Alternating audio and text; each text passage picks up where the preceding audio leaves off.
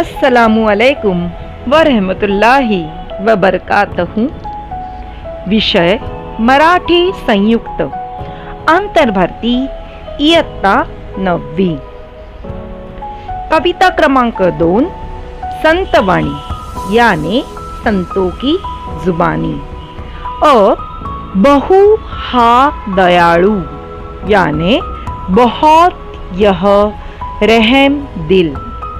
कवि संत चोखा मेळा।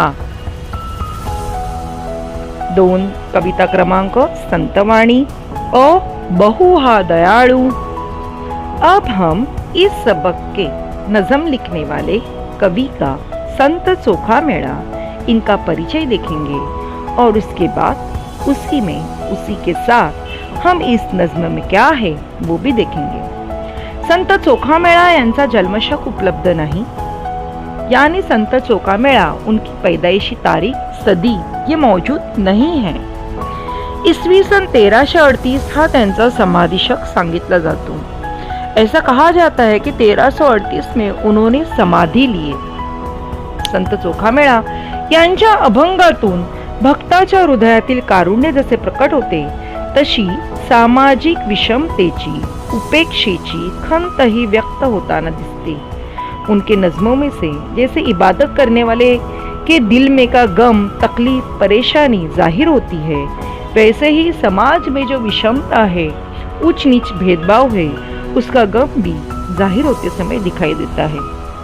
भागवत धर्माचे सार त्यांच्या व्यक्तित्वात, त्यांच्या कृती उक्तीत अनुभवायला मिळते।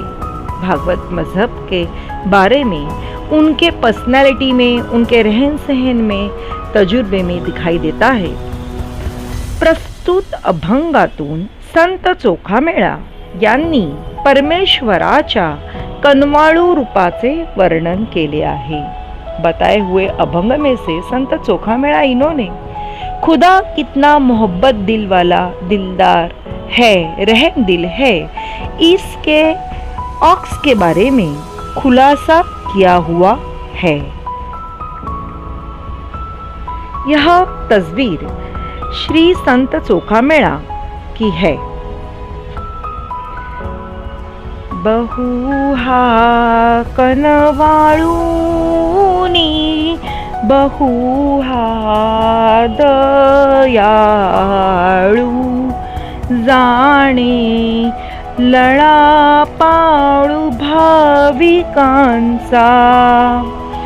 बहु याने बहुत ज्यादा, कनवाळू याने ममताळू दिलदार, बहु हा दयाळू याने बहुत यह रहम दिल दिलवाला, जाणे लळा पाळू भाविकांचा यानी जानता है, जाने जानता है, लड़ा यानी प्यार, पालू यानी जो परवरिश करता है, हमें पालता है, वह भाविकाचा यानी जिनका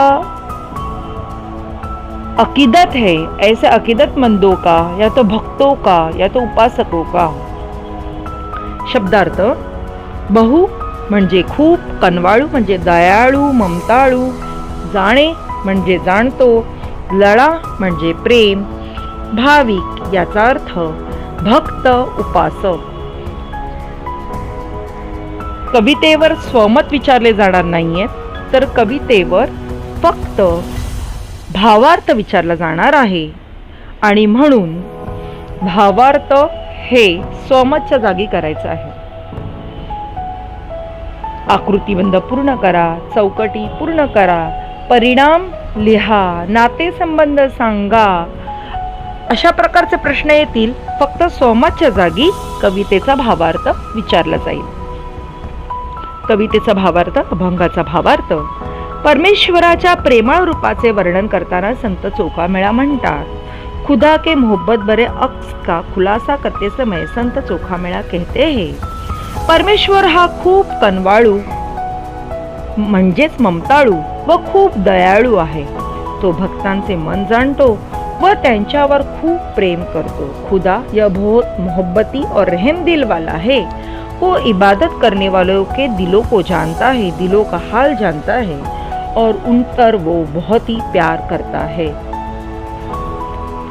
जात बीत गोत न पाहेची काही, घालावी हे पायी मीठी उगी।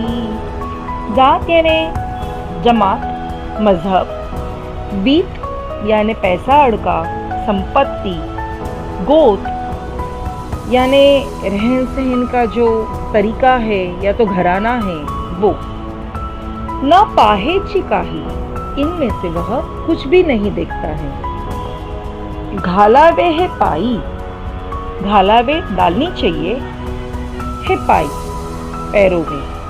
मीठी उगी, मीठी यानी गले लगाना। अब यहाँ पे पाई मीठी यानी शरण जाना ऐसा मतलब होगा। उगी यानी खामोशी से, चुपचाप से, शांति से। शब्दार्थ: जात म्हणजे जमात, बीत म्हणजे संपत्ती, पैसा अडका, गोत म्हणजे राहणीमानाची श्रेणी व गोत्र घराणे, उगी म्हणजे निमूट, शांतपणे, खामोशीचे. अभंगाचा भावार्थ: परमेश्वराच्या प्रेमळ रूपाचे वर्णन करताना संत चोखामेळा म्हणतात, खुदा के मोहब्बती भरा हुआ जो अक्स है उसका खुलासा करते समय संत चोखामेळा कहते हैं, जात पात, राहणीमान, गोत्र, घराणे यात काही भेदभाव परमेश्वर करीत नहीं। यानी मजहब या रहन सहन या खानदान या कुल, इन सब में बिल्कुल भी वह भेदभाव नहीं करता खुदा। यानी छोटा बड़ा, ये करीब का, ये दूर का, इस तरीके का भेदभाव नहीं करता। कोणत्याही भक्ताने निमूटपणे परमेश्वराच्या चरणांना मिठी घालावी। यानी किसी भी भक्त ने, इबादत करने वाले ने, अकीदा रखने वाले ने निमूटपणे, खामोशी से परमेश्वराच्या चरणांना, खुदा के पैरों को मिठी मारावी यानी गले लगाना चाहिए। त्यांच्या चरणी लीन भावे, उनके कदमों में शरण जाना चाहिए। परमेश्वर सर्वावर समान प्रेम करतो, खुदा सभी पर एक सरी का प्यार करता है। न मागता आभारी आपे आप हो तो, भाविकासी दे तो भुक्ती मुक्ती। न मागता बगैर मांगे, आभारी यानी कृपामय एहसान करने वाला, आपे आप हो तो अपने आप होता है, खुद ही होता है, ऑटोमेटिक हो जाता है, ऐसे ही सहज हो जाता है। भाविकाशी देतो, भाविक यानी जिन्होंने अकीदा रखा हुआ है, अकीदतमंदों को, इबादत करने वाले को देतो यानी देता है। भुक्ति मुक्ति यानी दुनियावी चीजों की ख्वाहिशात से निजात देता है। शब्दार्थ: आभारी, कृपामय, आपे आप, स्वतःच, आपोआप, सहज, भुक्ती जगण्याचे श्रेय आणि मुक्ती म्हणजे मोक्ष। अभंगाचा भावार्थ म्हणजे अर्थ: परमेश्वराच्या प्रेमळ रूपाचे वर्णन करताना संत चोखामेळा म्हणतात, खुदा के मोहब्बत भरे अक्स का खुलासा करते समय संत चोखामेळा कहते हैं, काही ही न मागता कुछ भी नहीं मांगे। परमेश्वर भक्तावर आपोआप, खुदा इबादत करने वालों पर आपोआप, ऑटोमेटिकली कृपामय छत्र धरतो, कृपा करने वाला, रहम दिल वाला ऐसा सहारा देता है आणि भक्तांना या जगण्यापासून मोक्ष देतो और भक्तों को, इबादत करने वालों को इस दुनियावी चीजों की ख्वाहिशात से नजात देता है, निजात। सोका म्हणे ऐसा लाघवी श्री हरी भव भयवारी दरुशने। चोखा म्हणे यानी संत चोखा मेळा कहते हैं ऐसा इस तरीके से, लाघवी यानी प्रेमळ मोहब्बती, श्री हरि खुदा है, भव भय यानी संसार का डर, वारी यानी निकाल डालता है, घला देता है, दरु शने यानी उसके दीदार से। शब्दार्थ ऐसा यानी असा, लाघवी यानी प्रेमळ, भवभय यानी संसार का डर, वारी यानी निवारण करने, दूर करना, घला के डालना, दरुशने यानी दर्शनाने यानी देखने से, दीदार से। अभंगाचा भावार्थ म्हणजे कवितेचा अर्थ, नज्म का मतलब, परमेश्वराच्या प्रेमळ रूपाचे वर्णन करताना संत चोखा पेळा म्हणतात, खुदा के मोहब्बत भरे अक्स का खुलासा करते समय संत चोखा मेळा कहते हैं असा परमेश्वर प्रेमळ व कृपाळू आहे। ऐसा खुदा यह प्रेमळ यानी मोहब्बत करने वाला और कृपाळू यानी रहम दिल है। केवळ परमेश्वराच्या दर्शनाने, सिर्फ खुदा के दीदार से ही या संसाराची भीति निघून जाते। इस संसार का डर जो है वो निकल कर जाता है। स्वाध्याय 8 के नीचे के सवाल जवाब। प्रश्न क्रमांक 1, आकृतिबंध पूर्ण करा। वेब शकल पुरी करो। सवाल, संत चोखामेळा यांनी परमेश्वरासाठी वापरलेली विशेषणे। संत चोखामेळा इन्होंने परमेश्वर यानी खुदा के लिए इस्तेमाल किए हुए विशेषण यानी नाम की खासियत बताने वाले अल्फाज। ऐसे कौन से अल्फाज उन्होंने इस्तेमाल किए जिससे हमें खुदा की खासियत पता चलती है? जवाब, कनवाळू यानी दिलदार, दयाळू यानी रहम दिल। प्रश्न क्रमांक 2, चौकटी पूर्ण करा। चौकट पुरी करो। अ, परमेश्वर जानतो, खुदा को पता है, वो सब कुछ जानता है। जवाब, भाविकांचा लळा। भाविक यानी इबादत करने वाले और लड़ा यानी प्यार यानी इबादत करने वालों का प्यार, अकीदतमंदों का प्यार यह खुदा जानता है। परमेश्वर पाहत नहीं, खुदा यह देखता नहीं। क्या देखता नहीं? जात वीत गोत यानी ना मजहब देखता है, ना पैसा देखता है, ना घराना देखता है। भक्त परमेश्वराच्या पायावर घालतात। इबादत करने वाले खुदा के पैरों पे डालते हैं। क्या डालते हैं? मिठी यानी गले लगाते उनके चरणों को।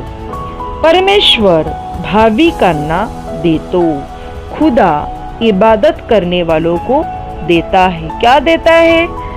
भुक्ति मुक्ति यानी दुनियावी चीजों की ख्वाहिशात से निजात खुदा देता है। प्रश्न क्रमांक 3, परिणाम लिहा, असर लिखो। अब यहाँ पे मैच दो कॉलम जैसा दिख रहा है। एक तरफ घटना लिखा हुआ है, एक तरफ परिणाम लिखा हुआ है। घटना यानी हादसा, जो बात हो गई वो, और परिणाम यानी वो जो बात हो गई उसका जो असर हो गया है वो। एक, देवाचे दर्शन घेतले, खुदा को देखा, उनका दीदार किया, तो क्या होता है? परिणाम, असर। भव भयाचे निवारण होते। भव यानी संसार, भय यानी डर, और निवारण यानी चले जाना, निकल जाना, यानी संसार का डर चला जाता है। दूसरा, भक्ताने भक्ति केल्याचा परिणाम। इबादत करने वाले ने इबादत करने के वजह से क्या होता है? तो भक्ताने न मागता, इबादत करने वाले ने बगैर मांगे परमेश्वर आपोआप त्याला सर्व देतो। खुदा खुद ब खुद उसे सब कुछ दे देता है।